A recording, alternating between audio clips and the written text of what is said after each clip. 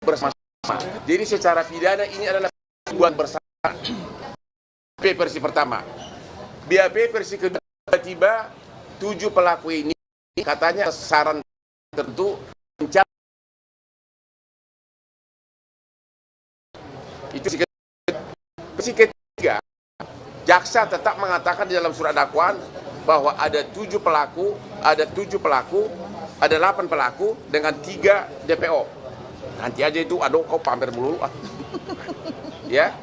Ya itu di surat dakwaan ada begitu.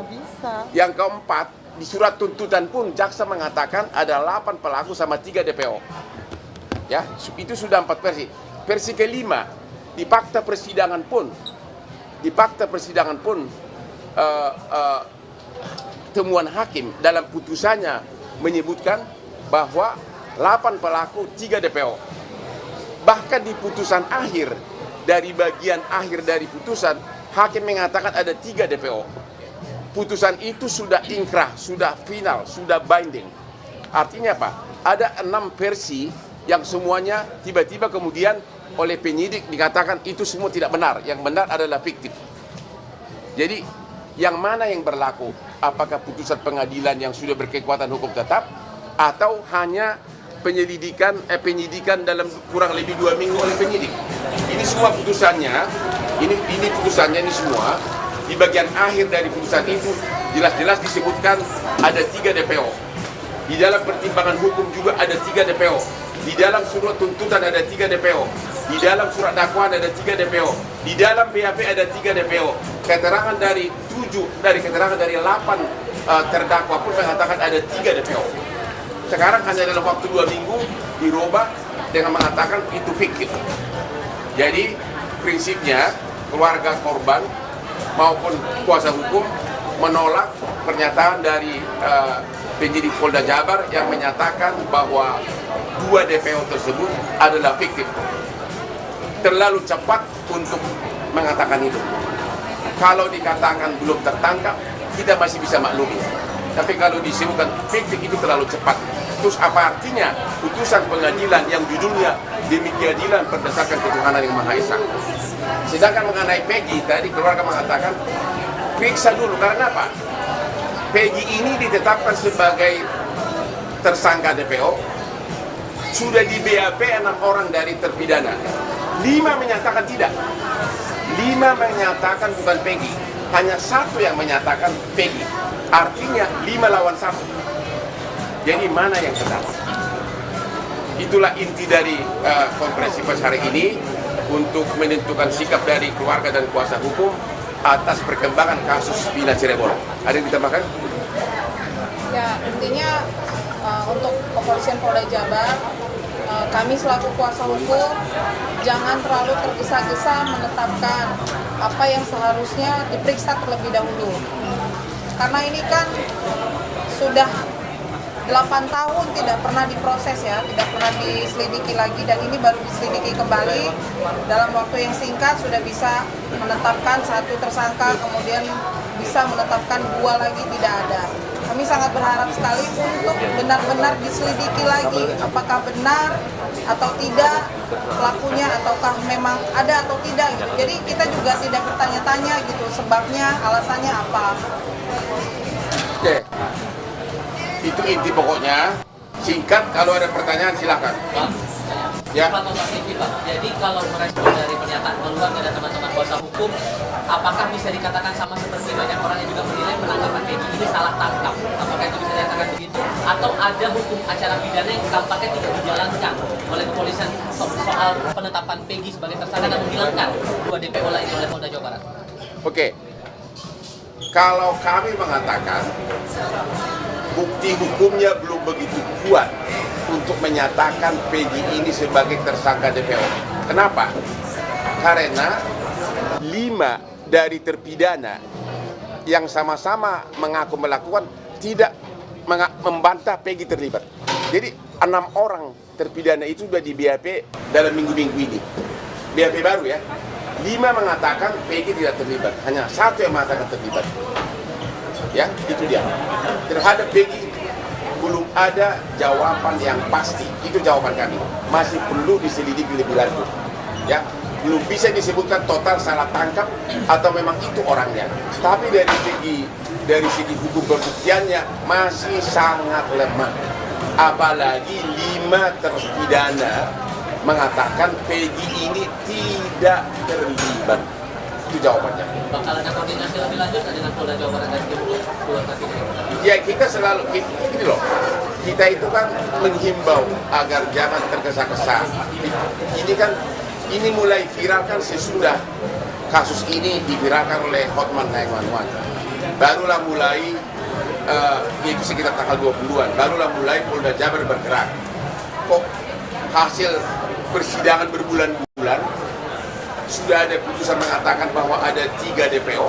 Oh, tiba-tiba dengan penyidikan kurang dari 2 minggu tiba-tiba disebutkan itu fiktif gitu loh, yang 2 DPO. Itu yang kita tidak, keluarga maupun kuasa hukum belum bisa terima. Ya, silakan. Tapi harus ada transparansi hukum ya, Bang. Terus Harus ada transparansi hukum terhadap kasus ini, Pak. apa? Transparansi hukum. Transparansi. Ya, justru itulah transparansi hukum. Makanya kan kita bikin konferensi pers ini untuk menentukan sikap keluarga.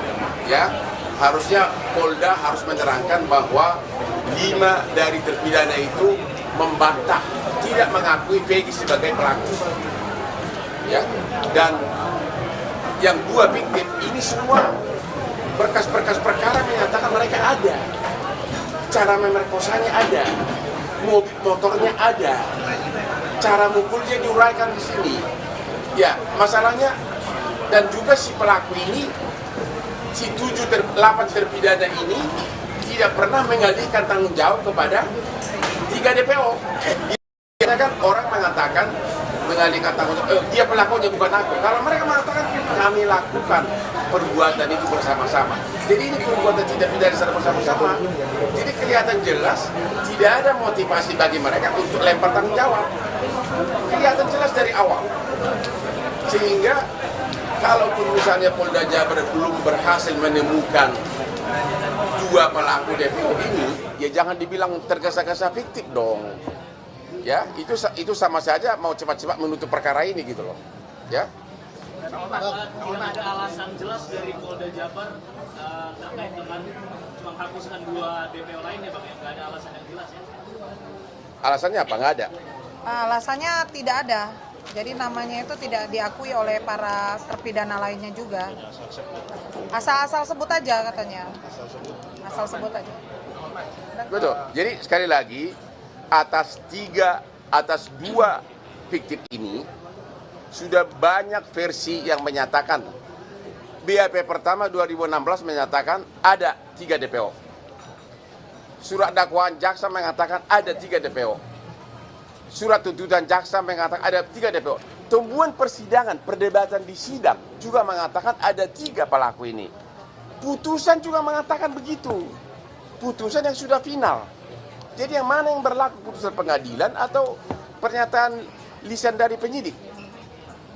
Makanya kita mengatakan itu pernyataan yang menyatakan itu fiktif terlalu tergesa-gesa.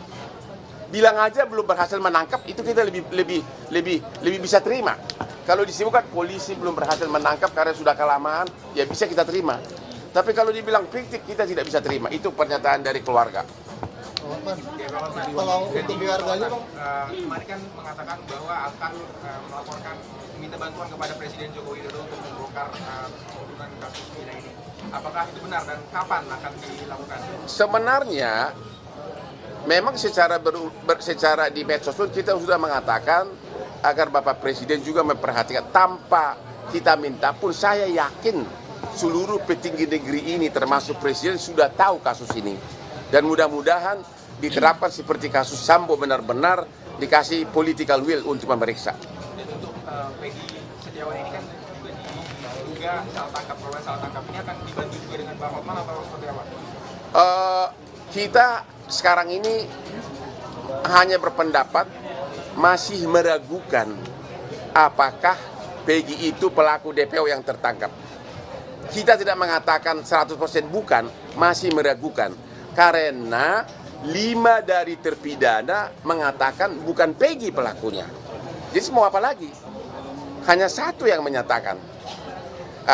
Di dalam hukum, apabila ada hal-hal yang tidak jelas, apabila ada kekaburan, apabila ada ketidakjelasan, dalam prinsip hukum adalah harus dibebaskan orang yang belum pasti bersalah. Ya, kalau masih ada keraguan-raguan, nggak boleh langsung divonis. Ya. Linda seperti apa, Bang? Apa? Munculan Linda sendiri. Kenapa? Setelah munculnya Linda, apakah Enggak, kalau Linda itu kan bukan saksi hukum. Dia itu kan hanya kerasukan. Kerasupan ya? Iya, Sama tepat. kerasukan. Jadi tidak bisa dipakai sebagai saksi yang diakui oleh undang-undang. Mungkin hanya sekedar petunjuk, tapi bukan saksi. Karena orang kerasukan mana bisa jadi saksi sih? Di mata hukum kita, belum diakui orang kerasukan itu sebagai saksi, sebagai bukti. Petunjuk boleh, hanya untuk gas boleh. Jadi itu bukan bukti. Abang, kalau misalnya kuasa hukum ragu-ragu dari tim Abang ragu-ragu terhadap Peggy ini, apakah dari pihak keluarga dari tahun 2016 sampai saat ini itu sudah benar Peggy atau bukan gitu? Kalau Mbak gimana Mbak? Meyakini nggak sih Peggy ini beneran pelaku atau enggak? Kalau itu sih saya kembalikan lagi kepada pihak kepolisian ya. Keluarga menaruh kepercayaan terhadap pihak kepolisian. Jadi kalau Tapi, ditanya yakin atau tidak, saya masih belum. Dia sendiri, keluarga sendiri yang boleh dikatakan dari keluarga yang ekonomi lemah, tidak sampai aksesnya ke arah setingkat itu. Tapi mereka mengikuti sidang, memang benar nama-nama itu semua ada gitu loh. Jadi ya itu sesudah, dan itu persidangan kan bukan seminggu 2 minggu, itu berbulan-bulan gitu loh. Jadi keluarga hanya terlalu cepat untuk mengatakan Peggy pelakunya, terlalu cepat untuk menyatakan itu aja. Karena baru kasus ini kan baru 2 minggu dibuka lagi setelah 8 tahun tidur, ya. Apa?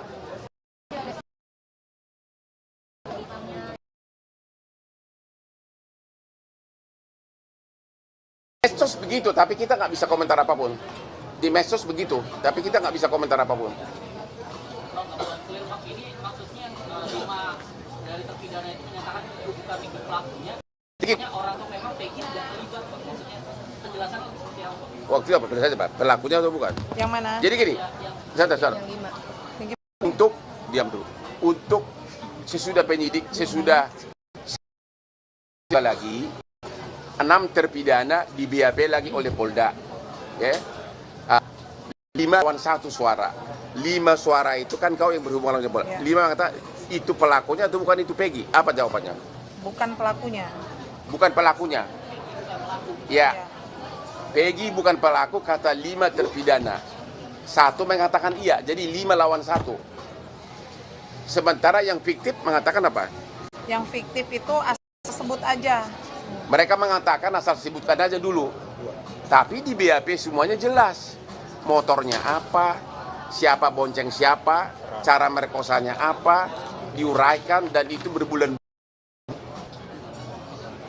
Ini benar-benar intinya terlalu prematur. Penyidik Polda Jabar mengatakan itu adalah fiktif. 5 terpidana itu siapa-siapa aja yang bilang kalau dia bukan? Nama kita nggak boleh sebutkan, ya, tapi ada satu yang mengatakan iya. Izin Bang, dari respon kemarin ada satu yang menarik bahwa motor yang digunakan oleh Peggy Setiawan itu sampai sekarang belum ditemukan. Jadi polisi hanya berdasarkan foto dan surat-surat kendaraan yang dimiliki oleh Peggy. Nah, tanggapan Bang Hotman gimana Bang? Kau yang jawab. Bukti sepeda motor. Ya. Itu dari siapa statementnya? Polisi Bang. Ya kalau yang kami ketahui saat itu sepeda motornya sudah disita. 2016. Tahun 2016. Sudah disita. Katanya 2016 motornya sudah disita, tapi nggak tahu di mana sekarang. Iya. Barang bukti sudah nggak ada. Kan barang bukti nggak mungkin udah disita berapa tahun? 7 tahun. Ya? Jadi intinya begini. Dan ibunya ngakuin juga. Apa? Kalau ada motor Peggy disita dan waktu itu digeledah di rumah saat itu di 2016. Ya. dan motornya diambil dibawa polisi. Kan sudah diakuin sama ibunya Peggy. Tapi motornya itu sudah nggak ada sekarang. Ya. Iya. Makanya saya bilang, dalam prinsip hukum, kalau ada keraguan-raguan, maka seseorang tidak bisa dipidana. Kalau buktinya tidak lengkap, maka belum bisa ditangkap siapa pelakunya DPO ini, termasuk terhadap Peggy. Demikian juga, kalau belum pasti fiktif, jangan bilang fiktif, kan belum pasti. Sementara putusan pengadilan, judulnya demi keadilan berdasarkan ketuhanan yang Maha Esa, mengatakan ada 3 pelakunya yang DPO, bukan fiktif. Bang, karena ada keraguan-raguan tadi, ditambah juga dengan masih ada pertanyaan juga di publik soal proses hukum ini, terutama penetapan Peggy sebagai tersangka. Dari pihak keluarga Vina, apakah akan ada upaya untuk bertanya, berkoordinasi ke Propam Polda Jabar untuk mengusut proses penyelidikan Justru konferensi pers ini kami lakukan agar semua pihak aparat institusi terkait melaksanakan kewenangan masing-masing, termasuk Propam, termasuk Bapak Presiden. Ya, karena dengan konferensi pers begini berarti kan viral, semua orang mendengarkan tanpa harus satu-satu dihadap. Karena ini adalah tanggung jawab dan tugas mereka. Gitu loh. Kalau misalkan memang terbukti Peggy ini merupakan korban salah tangkap, ini hukumannya seperti apa? Ya kita belum bisa ngomong, nanti kan persidangan membuktikan. Cuma keluarga sendiri dan dari segi proses pembuktian pun masih sangat meragukan gitu loh. Ya, karena motornya sudah nggak ada. 5 pelaku terpidana mengatakan bukan dia pelakunya. Jangan dingin ya, jangan dingin. Gitu loh. Ya kita tunggu aja persidangan nanti.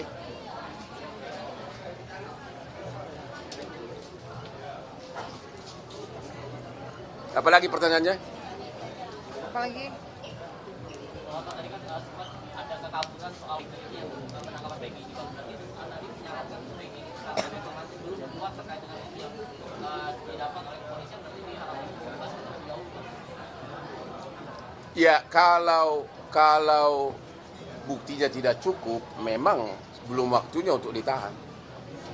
Apalagi 5 dari pelaku itu menyatakan bukan dia pelakunya.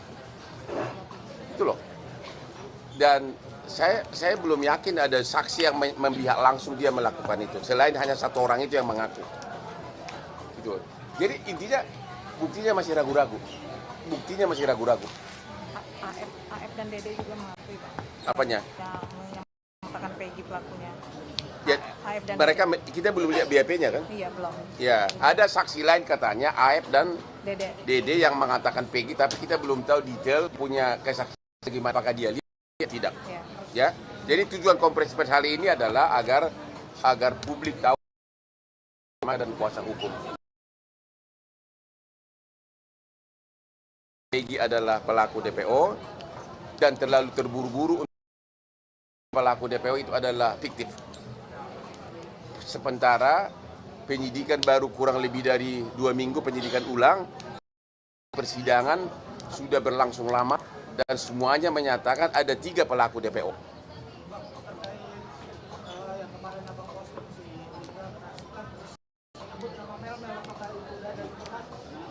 Coba kau yang ngomong. Yang dengar kemarin si Linda datang ke Jakarta karena memang dia mau diperiksa kan. Dulu dengan tim kuasa hukum ketemu apartemen dia tanggal berapa? Hari Sabtu. Tanggal berapa itu? Itu kurang lebih tanggal 19-an lah. Hah? Tanggal 19 atau tanggal 20? 25. Kok bisa kerasukan lagi? Itu saya. Ada di Instagram saya tuh, saya posting. Nah, 25 Mei. Kerasukan lagi masuk. Kok bisa juga ya ngikutin udah 8 tahun sampai perang jalan tol itunya, almarhum. Ya. Iya, jadi waktu datang ke tempat kami sedang bertemu siang-siang itu tiba-tiba si Linda ini kerasukan secara tiba-tiba. Begitu, dan di situ tiba-tiba dia mengucapkan, karena kami yang bertanya, kenal nggak dengan yang namanya Mel di dalam YouTube backpacker itu. Lalu dia menjawab, justru itu pelakunya. tolong diperiksa, katanya begitu. Hanya itu aja. Kami juga belum tahu mail-mail itu siapa, kita belum tahu. Hanya mengatakan perihal tersebut. Banyak yang meragukan soal Linda, seperti apa mungkin tanggapannya? Kalau meragukan ya sah-sah saja kan, itu kan kita hadirkan karena memang Linda saat itu yang kerasukan dan dia dimintai keterangan. Jadi sah-sah aja, kalau orang tidak percaya silahkan aja. Intinya Linda sudah kooperatif untuk memberikan keterangan. Yang pasti Linda bukan saksi yang sah di mata hukum karena kesaksiannya hanya berdasarkan kerasukan, bukan melihat fakta kejadian. Ya, itu bukan saksi yang sah. Sebagai petunjuk boleh-boleh saja. Dan katanya menurut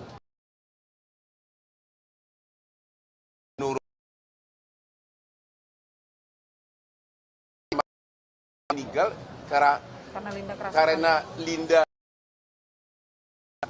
justru itu adalah petunjuk polisi ubah dari kecelakaan menjadi penganiayaan gara-gara celotehan dari si Linda di waktu kerasukan. Jadi biar gimana pun ada jasanya juga kerasukannya itu. Baik dong, benar kan? Ya. Karena benar kan? Coba ceritakan dulu. Kenapa tiba-tiba semula kan di awalnya kasus ini dianggap sebagai kecelakaan? Coba ceritakan dulu kenapa. Terus berubah lagi coba. Awalnya kecelakaan. Terus 3 hari saya ngambil HP adik saya itu ya HP sama motor itu posisi utuh. Terus HP sama motor utuh tidak rusak. Enggak. Kecelakaan motor nggak rusak gitu kan? Terus? Malamnya Linda kemasukan jam 1 malam itu. Jam 1 malam terus dia cerita semuanya. Cerita kronologinya, kecelakaannya seperti apa, penyiksaannya, itu cerita semua.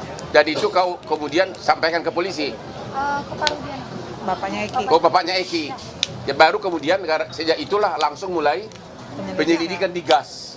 Jadi biar gimana pun kerasukan dari Linda itu adalah sangat berjasa dalam kasus ini. Ya. Yang saya agak sedikit pertanyakan besar-besaran adalah saya sudah berulang-ulang posting di IG kepada bapaknya Eki ya? Eki. Bapaknya Eki yang almarhum yang laki yang meninggal. Yang bapaknya adalah Kapolsek. Boleh nggak kami komunikasi dengan Pak Rudi agar kita, karena bapaknya dari awal ikut menyelidiki kasus ini. Tapi sampai hari ini bapaknya tidak mau komunikasi dengan kita. Padahal tujuan kita kan untuk menangkap 3 DPO ini. Ada apa hanya Pak Rudi yang bisa jawab. Ini kan kepentingan anaknya kandungnya, bukan kepentingan kami. Ya, almarhum maksudnya. Ya. Ada lagi? Tim kuasa hukum sampai mendatangi atau hanya menghubungi via? Sudah saya posting di Instagram, sudah dapat nomor IG-nya Pak Rudi, saya udah chat tapi nggak dibalas. Dan namanya juga Instagram Hotman, pasti sampai orang di hutan Irian Barat pun buka. Apakah sudah ada tim kuasa hukum yang mendatangi Pak Rudiana? Boro-boro dia nggak mau chat aja nggak mau jawab, bagaimana bisa kita mendatangi? Nomornya kita udah dapat, nomor WA-nya, ya. Dipastikan belum direspon ya Bang ya, bukan tidak mau ya Bang ya? Ya kita nggak tahu tidak mau atau belum. Kalau dan atas keluhan saya kenapa kamu tidak mau rekomen, sudah jutaan orang juga memberikan komen, berarti pesan itu udah nyampe. Nggak mungkin nggak nyampe, karena sudah jutaan, hampir semua orang Cirebon juga mempertanyakan kenapa bapaknya tidak mau berkomunikasi dengan kita. Rakyat Indonesia juga banyak benar yang komentar, ada apa Pak Rudi, kenapa? Dia pasti udah dengar dong, ya. Ada lagi? Oke, yang terakhir ada satu di sini, mana yang Bu Ayu? Mana ada ini yang dituduh anak bupati, wakil bupati Cirebon. Ini istri wakil bupatinya ada nih. Ya, mana Bu Ayu nih? Mana? Kau berdiri aja Putri. Mana anaknya satu lagi yang mirip itu? Dani. Anaknya? Mirip nama Bang, jangan mirip muka. Ya, ini si Dani nih. Hah? Siapa namanya? Sama satu lagi yang sekarang yang lagi naik daun. Oke. Jadi Yang lain mundur dulu, yang lain mundur. dulu kan sempat viral gara-gara banyak komentar-komentar di medsos bahwa katanya keluarga bupati, mantan bupati Cirebon terlibat. Saya memberikan komentar. Paling gampang kok untuk mengetahui apakah itu keluarga DPO. Saya katakan cari jejak digitalnya. Karena dalam sejarah kriminal di dunia, apalagi di Indonesia, pelaku DPO selalu kembali atau menghubungi keluarganya. Makanya waktu itu saya mengatakan, kalau memang ada kecurigaan terhadap mantan bupati, periksa dia punya medsosnya. Saya nggak mengatakan bahwa keluarga bupatinya terlibat. Nah, ternyata inilah Ibu Ayu yang baru selesai sebagai wakil bupati Cirebon. Kapan berakhir? Tanggal 17 Mei 2024. Mei. Ini anaknya yang dicurigai. Siapa namanya? Siap, Ramadhani. Ramadhani. Ada waktu kejadian, dia umur kamu berapa sekarang? 11 tahun. Sekarang berapa? 20. Pada waktu kejadian dia masih umur 11 tahun. Jadi nggak mungkin pelakunya. Terus apa lagi? Katanya Bang kamu coba jelaskanlah Bu. Jadi saya punya putra dan putri 4. Ya. Yang pertama ini namanya Satria Robi Saputra, kelahiran tahun 97. Yang kedua Sela Safira Amalia, kelahiran tahun 1999. Dan yang ketiga kelahiran Resa Primahanjaya, kelahiran tahun 2000. Dan yang keempat ini adalah Ramadhani, kelahiran tahun 2004. Yang dituduhkan adalah ini, Ramadhani. Yang pada saat kejadian Usianya masih 11 tahun, sekolah kelas 5 SD ya. Karena kita sudah klarifikasi di TV swasta, TV One ya. Kemudian beralih lagi karena tidak terbukti, beralih lagi kepada kakaknya. Yang pertama Satria Robi gitu ya. Kemudian Satria Robi juga kita sudah beberapa kali klarifikasi juga ada di Wikipedia ya. Nah di situ dinyatakan bahwa saya mempunyai anak 4. Anak 5, yang terakhir ini adalah yang namanya Peggy Setiawan, seperti itu. Jadi ditambahkan. Jadi memang situasinya membuat nyaman, kita kena sanksi sosial juga di lingkungan, tidak nyaman. Ya mohon kepada semua masyarakat ya untuk tidak memberikan statement yang pemberitaan yang hoax ya, karena berdampak sekali kepada anak saya ya secara psikologis ya. Karena sampaikan. Ada pertanyaan terhadap wakil bupati ini, mantan wakil bupati? Dampaknya separah apa sih Bu? Apakah sampai ada dijauhi atau seperti apa? Ya, dampak bullying ini memang sangat dahsyat ya. Anak saya ini ya dijauhi oleh teman-temannya. Jadi ketika kalau di jalan juga banyak orang memandang bahwa anak saya dituduh sebagai pelaku penganiayaan, pembunuhan ya. Kemudian juga di lingkungannya juga ya, di lingkungannya sangat berpengaruh. Jadi memang yang nama bullying ini tidak secara fisik tapi di media sosial juga ini sangat berdampak. Yang saya khawatirkan karena ini memang semuanya fokus kepada Vina, bersimpati kepada Vina, yang saya takut orang karena berlebihan takut terjadi yang tidak kepada anak saya. Ya mudah-mudahan dengan klarifikasi dengan Bang Hotman, dengan para pengacara juga di sini, ini menjadi terang benderang, dan yang saya inginkan juga dari keluarga Vina juga supaya mendapatkan keadilan hukum. Tapi Bu, itu apa motif sehingga tuduhan itu bisa mengarah ke keluarga Ibu, khususnya di Amerika? Nggak tahu. Saya nggak tahu ya. Ini kenapa pemberitaan ini bisa karena memang dari nama ya. Cuma hanya saja memang ada kemiripan nama ya. Tapi sesungguhnya anak saya juga dipanggilnya Rama bukan Dani ya. Begitupun juga Satria Robi Saputra ini ya dipanggilnya Satria gitu loh, bukan Robi gitu. Seperti itu. Sebagai tambahan dari keluarga, kami keluarga besar Ibu Wahyu Ciptaningsi benar-benar bersemangat, benar-benar pengen berharap Vina dapat keadilan. Sehingga apa yang terjadi, yang membawa kakaknya Vina hadir di tempat ini, itu adalah Ibu Ayu sendiri. Jadi kami dari Cirebon pagi tadi menjemput terlebih dahulu kakaknya Vina hadir di sini. Jadi kami juga sangat berharap kasus Vina ini cepat terbongkar, terang benderang. Kira-kira seperti itu teman. Masih ada pertanyaan? Sudah? Mantap. Hah? Awas lo diplesetin lagi nih, bentar lagi nih.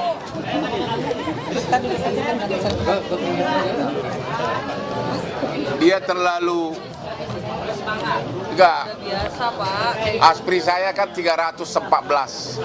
Dia selalu berusaha masuk tapi ya masih belum lolos. Ya. Kira-kira begitu informasinya. Jadi agar kami sebagai kuasa hukum tentu harus menentukan sikap. Yang jelas kami keberatan apabila putusan pengadilan yang sudah inkrah, putusan hakim begitu saja disebutkan bahwa dua pelaku itu adalah fiktif, ya, sehingga menjadi semakin tidak ada kepastian hukum di Indonesia. Demikian, ya. Apalagi udah? Udah. Thank you. Foto dong, tolong fotoin dong. Ya beri foto. Nah, Berdiri dulu. Mas, tolong minta fotoin dong. Tolong dong. Yuk, foto dulu yuk. Yuk.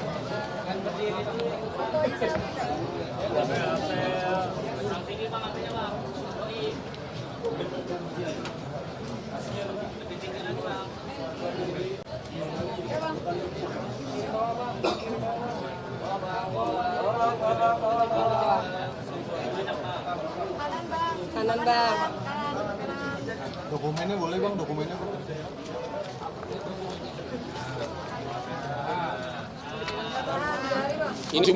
Ini semua BAP yang menyatakan ada 3 pelaku DPO dari 7 terpidana.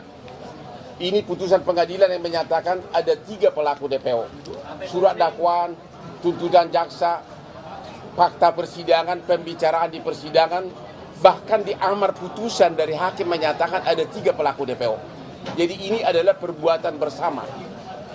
Dan dari awal penyidikan, pelaku itu tidak ada kelihatan motivasi untuk mengalihkan tanggung jawab kepada ketiga pelaku DPO.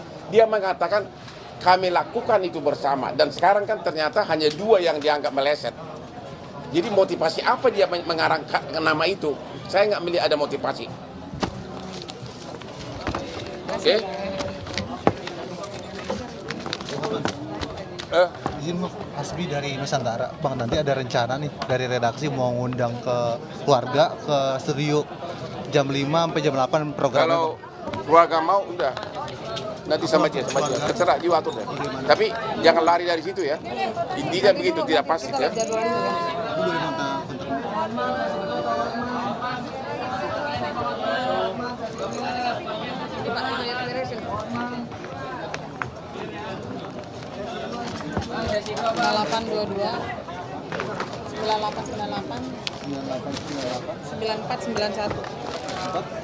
Bapak yang nggak apa-apa. Putri. Iya, Bapak yang mau suka tisu.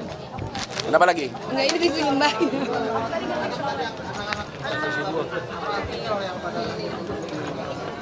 Udah kan, apa lagi? Apa?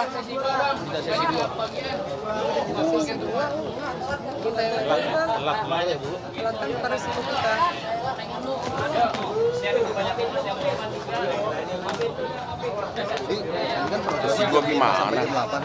Oh, lama banget. Enggak, maksudnya range waktunya. Jadi nanti di segmen berapa disesuaikan. Nanti dulu aku lihat ya, soalnya kan ini PP, jadwalnya PP. Kita kan undang ibu kan kesini PP, kita yang nyiapin.